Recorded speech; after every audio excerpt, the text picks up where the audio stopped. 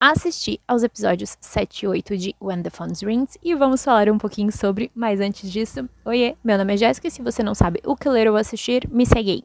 Lembrando que este vídeo é uma análise sobre os 2 episódios e por isso vai conter spoilers e no final do vídeo a gente tem a parte de teorias que é a mais divertida. Então vamos lá. A história continua a partir do resgate da Hong Hae-jun. Logo depois que ela libera o sinalizador, o Park Se-yoon vai correndo atrás dela e encontra ela e vai, assim, desesperado, levando ela pro hospital, dizendo, né, tipo, por favor, sobrevive, etc. Então é muito bonitinho. E aí, tá tudo certo com ela não teve ferimentos graves, o que é engraçado, porque ela caiu de uma altura muito alta, mas a mina tá bem, entendeu? Ela nem quebrou um pé, nem quebrou um braço, eu fiquei meio chocada com isso. Enfim, ela está lá no hospital e ela começa a recordar que em vários momentos, né, que ela teve ali um desafio, que ela passou por um momento, assim, ruim da vida dela, ele estava lá com ela, sabe?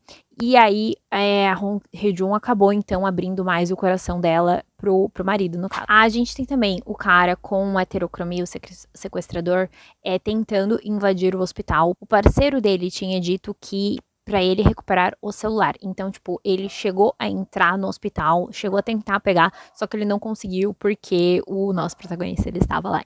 Em paralelo a isso, o Park Se-yoon, ele mandou a equipe dele continuar a investigação, né? Ele tem um assessor que não me passa confiança. Não sei, gente. O cara, ele tem uma energia meio assim, desconfio dele. E vamos de refrescos? A gente tem o Park Se-yoon realizando um dos sonhos da Hong Hae-jun, porque temos novamente o flashback da cena do acidente. Então, no carro tava a Hong Hae-jun, a irmã dela, e o irmão. Então, o caminhão branco fez a sua aparição e o menino faleceu. Eles tinham ido no parque de diversões naquele dia. Depois ela foi obrigada a parar de falar. Então, o Park Se-yoon, ele encontra a foto e ele faz um dia de parque de diversão pra ela, o que é muito lindo. Ela vem todos os brinquedos, assim, é muito bonitinho. E temos a cena, então, seguida do confronto, quando ela tá no celular, agindo como o sequestrador, né, o 406. E ele aparece falando com ela e, tipo, ela, nossa, você não me detesta, assim.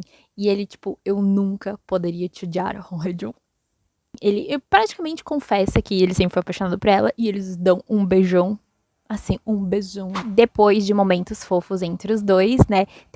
Voltamos para o drama. A Hong Hae-jun, ela recebe uma mensagem no celular dizendo que ela não sabe tudo sobre o esposo dela e ela vai investigar.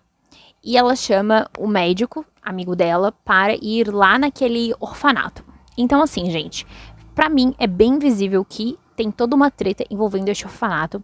Logo depois que ela sai daquele local, o Park Se-yoon, ele aparece e aí ele diz que ela não confia nele, né? Fala que mesmo se ele não for o Park Se-yoon e mesmo se ele deixar de ser a voz da presidência, né? Que, tipo, ele vai continuar gostando dela, assim, uma coisa nesse sentido, sabe? Tipo, que tudo é real entre eles. Mesmo que o resto não seja, entre os dois é real.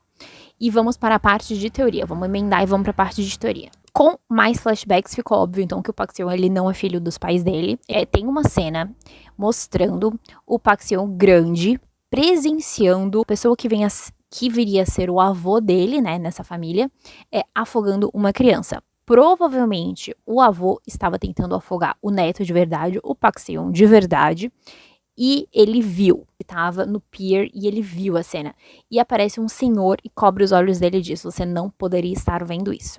Só que, obviamente, o menino não faleceu. E aí, vamos para a mãe do Park Se-yoon original. Ela sabe que ele está vivo e ela faz um comunicado quando o nosso Park Se-yoon, ele diz para os pais que ele está sendo perseguido e etc.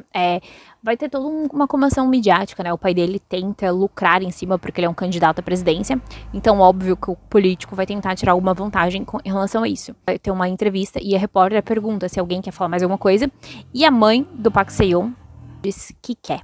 E ela olha pra câmera e ela diz assim, pro filho dela, o filho de verdade, fica bem nítido, que ela nunca pensou em trancar ele, mas que ela está fazendo de tudo pra proteger ele. Não sei se ela é cúmplice no que está acontecendo na chantagem, mas se ela não é, ela vai proteger o filho. E também temos a história do orfanato. Qual é a treta do orfanato? Por quê?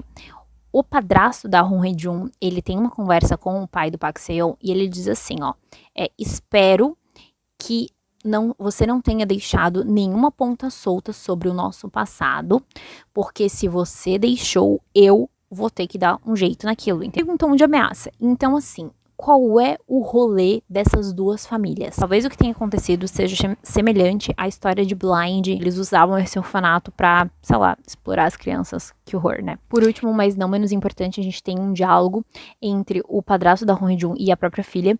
E ela diz que o acidente não foi exatamente um acidente. Então, o que real aconteceu? O acidente que matou o irmão dela não foi realmente um acidente. Então, assim, o que aconteceu? Qual era o propósito desse cara? O que está acontecendo nessa história? E é isso. Semana que vem a gente tem mais.